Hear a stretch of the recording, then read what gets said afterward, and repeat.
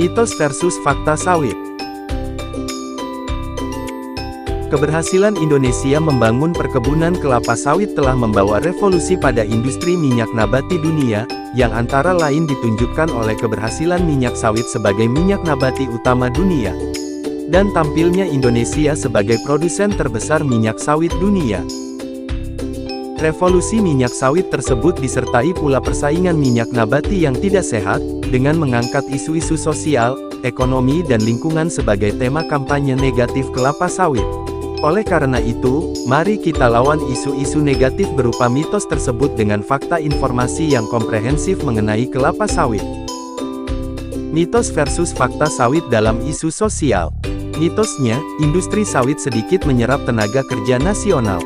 Faktanya, berdasarkan data Kementerian Perkebunan, secara umum, jumlah tenaga kerja yang terserap pada industri sawit mengalami peningkatan yakni 12,5 juta orang pada tahun 2015 menjadi 16,5 juta orang pada tahun 2021. Berdasarkan data, dapat diketahui fakta bahwa industri sawit menyerap banyak tenaga kerja nasional.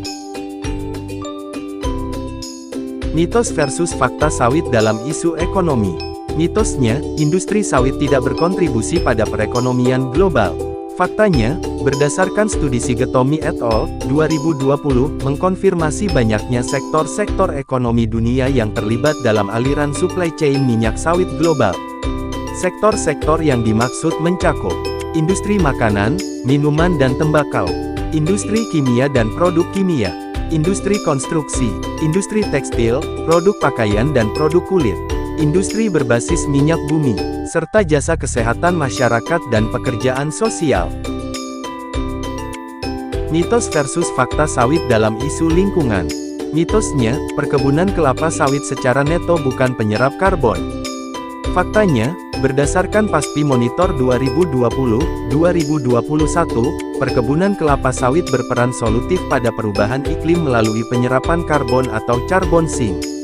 Melalui proses fotosintesis asimilasi, tanaman kelapa sawit menyerap CO2 dari atmosfer bumi dan menyimpannya menjadi stok karbon dalam bentuk biomasa, baik yang berada di atas tanah maupun di bawah tanah.